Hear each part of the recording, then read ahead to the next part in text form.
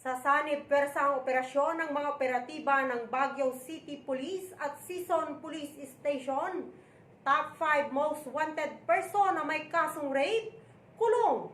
Ang kabuuan ng balitang yan sa ulat ni Patrolman Roberto Peralta Jr.